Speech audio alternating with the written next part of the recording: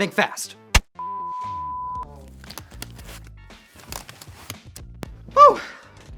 Sorry about that, we gotta set back up. I guess even if you have great reflexes, which we know you do, sometimes you drop the ball. It's like you just can't move fast enough, or the wires get crossed or something. Actually, it kind of makes me wonder, what happens if you have to think real fast and your brain drops the ball? Is that a thing? In Thinking Fast and Slow, Daniel Kahneman explains the results of his decades-long research into human decision-making. Some of that research was so groundbreaking that Kahneman got a Nobel Prize for it, and a Presidential Medal of Freedom. That's because until he and his research partner Amos Tversky came along, most people assumed our brains were pretty trustworthy. Boy, were we wrong. In this video, we'll explore what happens when you gotta think fast, why we do it, and the kinds of pitfalls you'll want to look out for. For more great book summary videos, subscribe to our channel and hit that notification button. If you find this video helpful, click that like button and tell us about it in the comments below. It really helps our channel out, so please do. Please! The first thing you need to know is that Kahneman describes our brains as having two main systems. We use one when we think fast, and the other when we think slow. He calls them System 1 and System 2.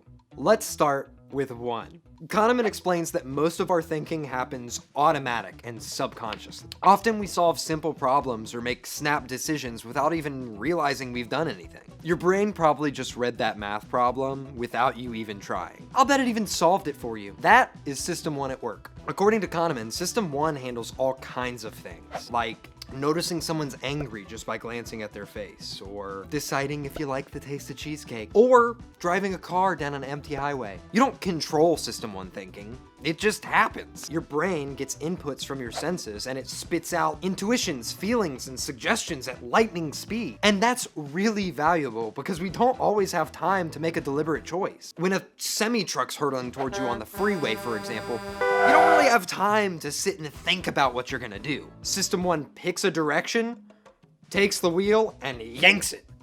Crisis averted. Hopefully. The downside, well, a split-second decision is not always a wise one. System 1 doesn't use logic. It uses impulse, reflex, and intuition. When time is short, it doesn't always yank the wheel in the right direction. But what if we do have time to think? According to Kahneman, System 2 dedicates your attention to tasks that require serious mental effort. We use System 2 for stuff like planning meals out for the whole week, keeping track of a puck in a hockey game, or monitoring your behavior around coworkers. The key words here are effort and concentration. The tasks System 2 handles generally get dropped or messed up if we get distracted from them. And while we focus on one task, like reading a really good book, we can lose track of what's going on around us. I literally can't read and listen to someone else's voice at the same time. I'll be texting, people will like say something in the middle of my text, and I'll have to just be like, what?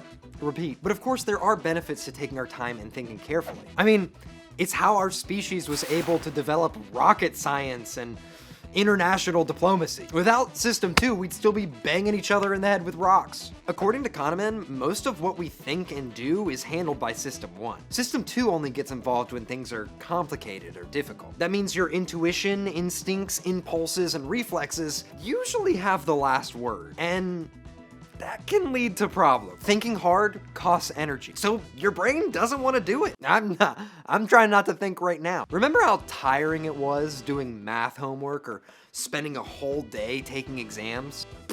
That's why, unless you're a super monk, which we have a video on, by the way, you're not gonna use System 2 to double check every answer your brain hands you. So when you see candy on your desk and System 1 says, eat it, you're like, ooh, don't mind if I do.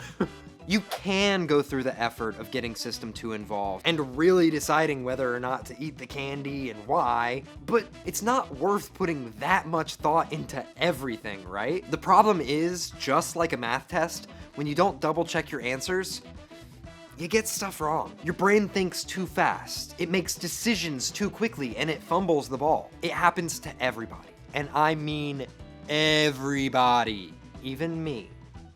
I do it too. Okay, Let's check out some of the things Kahneman says can go wrong when we trust our brains too much. Now buckle up, because this gets pretty wild. I'm sure you've noticed when your brain gets tired or lazy that your decisions start to suck. Here's why. We know System 1's supposed to call System 2 when there's a complicated problem, but it costs so much time and energy to do that. Your brain's like, no, I don't wanna talk to System 2. He always makes everything such a big deal. What if we just pick an easier question and then answer based on how we feel? Here's an example. Instead of asking, is this the best college for me to attend? System 1 just thinks, do I really like the cafeteria food here? A complicated question like, am I happy with my life? Becomes, what kind of mood am I in? And is this politician trustworthy? Becomes, is he cute? That's pretty messed up, right? Those simplified questions are called heuristics, and System 1 uses them all the time. If we don't notice the switch, we think our decisions are logical when they totally aren't. Even worse, if System 2 takes System 1's hokey answers for granted, we end up with all kinds of cognitive biases. Kahneman describes a whole bunch of them, but here's some of my favorites. Let's start with the halo effect. When you like something about someone you don't know very well, System 1 can use your emotional state to fill in the blanks. For instance, if a politician says something you agree with, that makes you feel good. Because you feel good, System 1 decides that they must be a good person. And all of a sudden, you think that this politician is a good person just because they agree with one thing you said. So I've seen this happen to myself when I started dating this girl I had a huge crush on for a long time. Things were going great, and I decided it was about time to introduce her to my friend group. Big mistake. So we all get together, and after we were done hanging out, she left, and I was like, she's pretty amazing, huh? And there was this like awkward silence, you know, one of those that just like goes on a little too long. And they were like, you know, she is very nice. I mean, she's so sweet. But did you notice that none of us got a single word in? I mean, she kind of talks a lot. But it was true. There was never a moment of silence between us. Yeah, that was the end of the halo, all right. Now, you might be thinking, Noah, just because love is blind doesn't mean our brains are all busted. And, you know, sure, fair point, but there's a lot more. Check out the mere exposure effect, which says that being exposed to something over and over enough is enough to make you like it. I mean, it can happen with anything. Music, food, people. Back when I worked at American Eagle, we had some of the most annoying playlists you could possibly imagine. I was working endless 8-hour shifts, listening to the same 10 horrendous wailing ballads over and over and over and over and over again. The first shift after they changed the playlist was always miserable, until this awful little phenomenon would start happening. My brain flipped the switch and was like, these songs are actually kinda catchy. And all of a sudden, I couldn't get those dang songs out of my head anymore. Okay, let's move on to anchoring. You'd think you could avoid being mind tricked by just paying close attention, right? Engage that system too. But things don't even have to be related to affect each other. Let me ask you a question. Do you think the tallest redwood is taller or shorter than 1,200 feet? Okay, now how tall do you think it really is?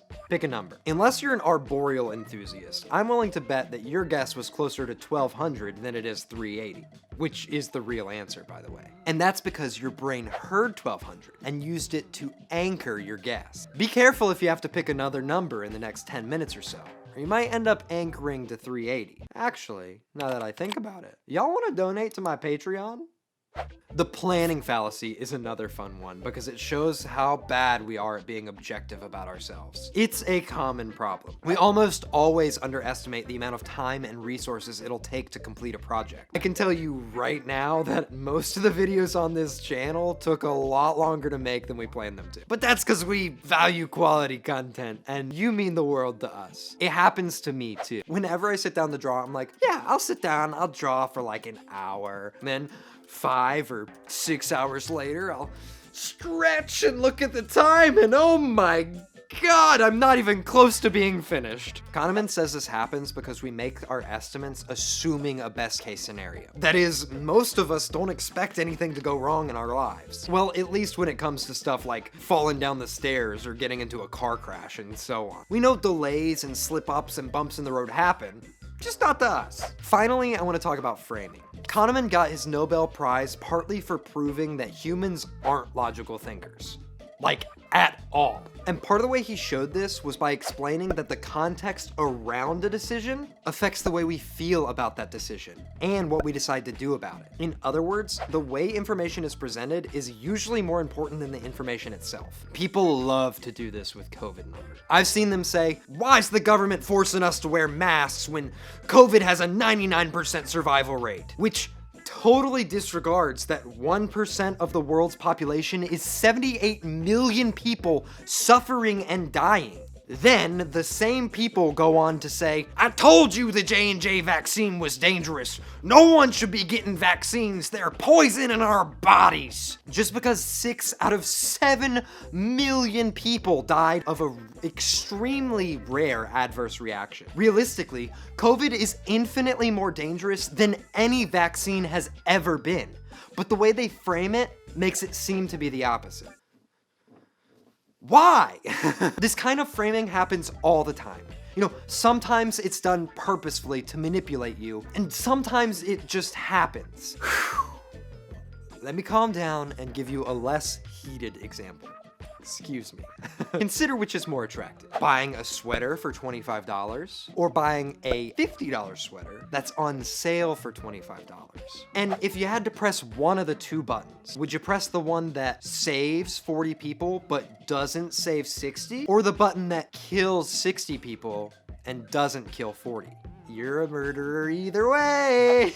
In both examples, there's no difference between the two options. They just look different because of the way the information's presented, but they don't feel the same, do they? Kahneman says that when we believe humans are rational thinkers, we're much less forgiving of each other's mistakes. We assume people know exactly what they're thinking when they drive drunk, get pregnant a little too early, or just don't save for retirement. Saving for retirement in this economy? And those assumptions mean we give each other less sympathy. Because, well, if someone chose a path that led to poverty, why should we sympathize with them? But you should, because no one chooses poverty. It's a systemic thing. Kahneman's point is that we don't make bad decisions because we don't care or we're self-destructive or whatever. We make them because our brains suck at making decisions. So let's give each other a little break. Alright? On that note, there's a lot more in this book that we didn't have time to cover today. If you want some really great tips on how to avoid these cognitive biases and heuristics, check out the Shortform guide to thinking fast and slow. Shortform makes the world's best guides to nonfiction books, complete with well-crafted exercises to help you learn faster and remember more. You can get a 5-day free trial and a discounted annual subscription if you go to shortform.com/YouTube.